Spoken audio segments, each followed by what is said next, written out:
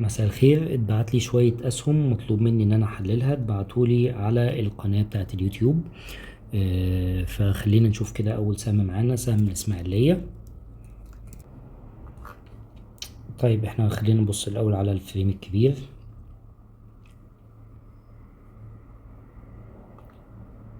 طيب سهم الإسماعيلية تحليلي ليه إن هو صاعد وهو في منطقة شرائية كويسة. دي وجهة نظري ليه. عندي قمة أعلى من اللي قبلها والقمة دي أعلى من اللي قبلها، ولكن ما أعتقدش إن الصعود يعني هيكون ممكن يكسر القمة دي بسهولة. فأعتقد إن آخرنا في الصعود إن هو يوصل لحد سعر 14.60. يعني دي وجهة نظري. عندي هنا في شموع طبعا فوليوم قوية اهي بتدل على إن هو هيحصل عندي صعود. طيب نشوف السهم اللي بعده. سهم جهينة. احنا اتعلمنا في القناة هنا مع بعض ان اي حاجة طايرة فوق كده ما بنشتريش فيها، لان زي ما احنا شايفين لما بيحصل ان السهم او السعر يكون طاير بيرجع يصحح. لو انت اشتريت من هنا دلوقتي هينزل يصحح عليك، في احتمال يكمل على طول وانا دايما اقول كده، ولكن انا دايما بشتغل في المضمون. انا بشتري حاجة رخيصة وابيعها بسعر غالي، ما بشتريش حاجة غالية وتعكس عليا واقلق فاضطر ابيع بخسارة بعد كده تصعد.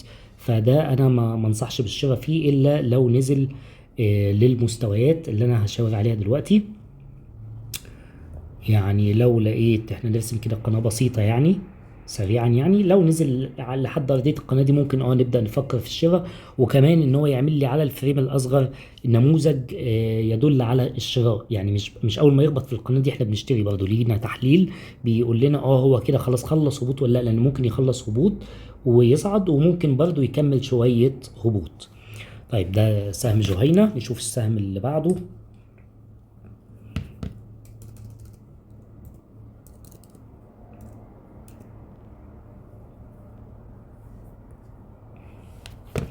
IEEC. نبص على الفريم الكبير برضو.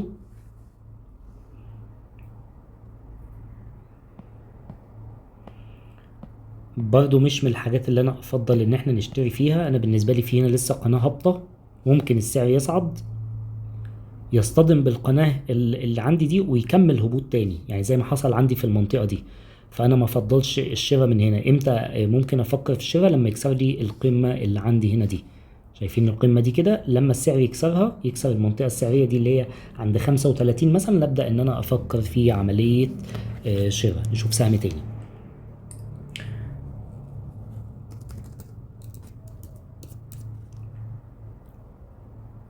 ATQA. برضو من الحاجات اللي بتبقى خلاص هي عليت، يعني الناس اللي اشترت من تحت هنا خلاص بيبيعوا من فوق عشان يجنوا ارباحهم. طيب انا هبص برضو بص على الفريم الاصغر شوية نشوف الوضع ايه. برضو انا مفضلش شراء في سهم بالمنظر ده. قد يكون هيصعد، ممكن يصعد لحد عندي لحد هنا لحد المنطقة دي كده، ولكن انا ما افضلش. يعني ممكن جدا ان هو يصعد لحد هنا كده وممكن يكمل على فكرة، بس انا ما افضلش الشراء من حاجة. بصوا المنطقة دي كلها كده طايرة فوق قوي ازاي. خلاص السعر طلع، يعني اللي عايز يشتري كان يشتري من هنا، فالسعر خلاص جري مني في صعود قوي جدا. وخلينا نبص على الفريم الاصغر من كده، مع اني ما بحبش اعمل الموضوع ده. يعني ممكن لو افترضنا يعني كسر لي المنطقة دي كده يصعد لحد ما انا قلت ده، كمان لو كسرها يعني في احتمال ان هو يصعد لحد المنطقة اللي انا شاورت عليها من شوية، لكن ما انصحكش بسهم زي ده. طيب نشوف اللي بعده. MTIE.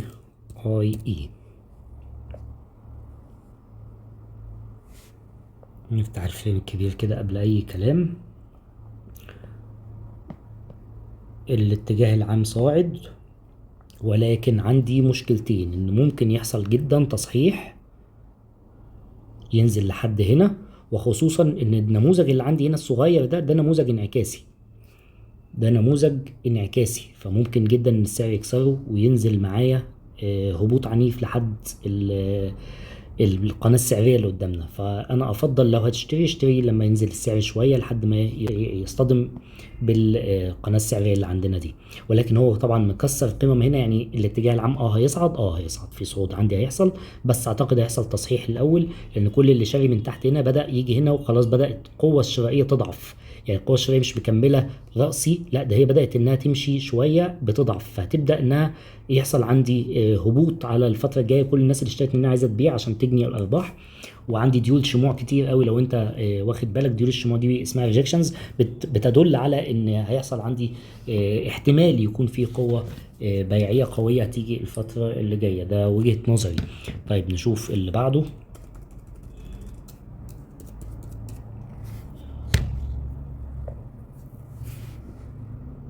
ده مبدئيا كده برضو طاير اهو. ده لا، انا ما اشتريش حاجة غالية. ليه اشتري حاجة غالية وترجع تعكس عليا؟ ده برضو لا، انا من وجهة نظري ما اشتريهوش.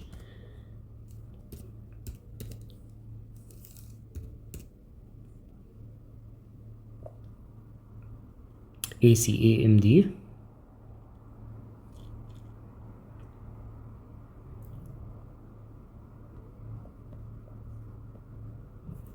بالنسبة لي هو ممكن جدا، يعني الاحتمال المرجح اكتر. ده نفس النموذج اللي قلت لكم على السهم اللي فات، لما اتكلمنا ان هو انعكاسي او ان هو يحصل منه هبوط لحد القناة، مش فاكر كان سامي ايه معلش.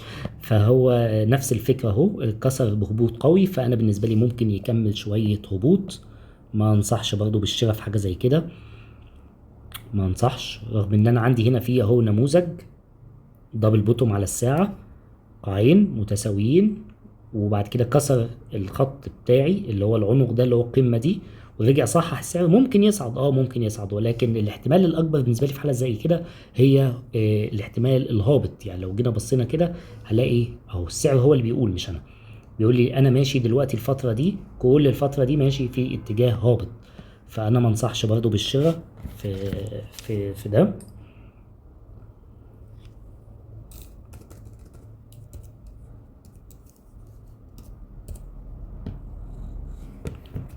CSAG شكله كويس. ده كويس، ده كويس. ده حصل عندي نموذج راس وكتفين اهم. ادي الكتف وادي الراس وادي الكتف، وكسر خط العنق ورجع صحح. ده ممكن يصعد معايا لحد هنا او يكمل. ده في احتمال ان هو يكمل. نشوف بقى على الفريم الصغير. ده محتمل ان هو يصعد، ده نسبيا كويس، ممكن يصعد لحد منطقة المضمونة، يعني لحد 8 سعر 38، وممكن يوصل ل 40 كمان. يعني دي وجهة نظري يعني كتحليل فني. طيب نشوف حاجة كمان. RACC